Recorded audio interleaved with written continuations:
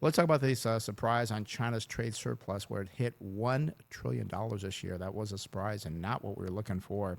The United States purchased around $450 billion of manufactured goods from China in 2024, but trade has dropped between the two countries. So how did China come up with a surplus of $1.1 trillion through November 2025 when the United States stopped buying so much?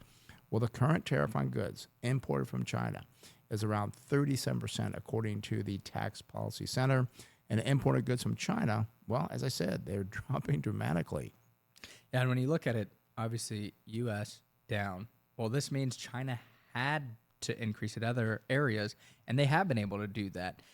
They've been able to do this and more than compensate for the loss of exports to the U.S., which are down roughly 19%. So again, you talked about the decline, but the decline is substantial. 19% decline from your largest customer. That's generally going to be hard on business.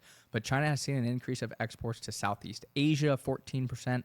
I do wonder how much of that is exported to Southeast Asia and then exported to the U.S. So that's a big question mark. And also to the EU, the European Union, they've increased 8%. Latin America saw a 7% increase. And then a big increase here. I was kind of surprised by this. I wonder how small that base was initially, though. But a 25% increase in exports to Africa. I mean, that's a large increase. But if it was off a smaller number, maybe not as impressive. Yeah, and I'm not sure how many people are in Africa, but I know that China is doing more and more in Africa, building, doing more loans. They're really becoming part of Africa to really help them out. So I don't think it's a super big number, but I think that number is growing. And I saw that too, like 25%. Wow, that's pretty big. Yeah, I mean, there's obviously some places in Africa that are more developed, like South Africa, and then I think up in like Egypt and kind of along that Mediterranean Sea. I think there is going to be a little bit more development.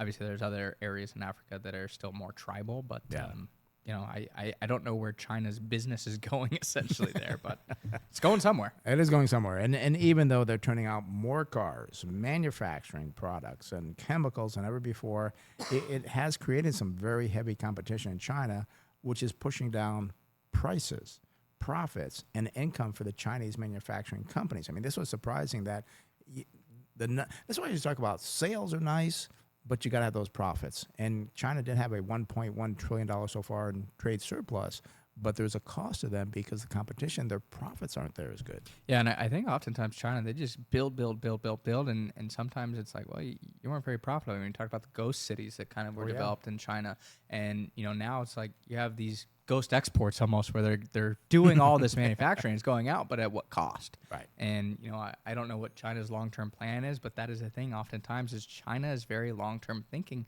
I think many times they don't care about the profits today. They care more about taking over the world essentially. And while it's like, yeah, we're not making money today, but we're going to keep stealing market share, which that can be concerning in the long run. And you said, take over the world. I remember Pinky and the Brain. Going to take over the world today. That's what China planned. I guess that was Pinky who was the one that wanted to take over the world. I don't remember. Yeah. No, it was the Brain. It was the Brain, obviously. He was the Brain. So that's China. So. The other thing we do look at here is when you talk about the trade talks, there won't be another round of talks between the U.S. and China. Obviously, until next year, we are winding down 2025 and entering 2026 pretty quickly.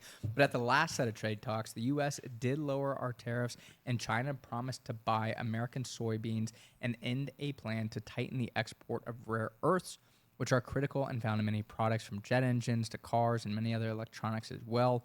We will continue to follow the developments of these trade talks as there should be more news coming next year. And we did talk about the situation with soybeans. Very interesting numbers there in the newsletter.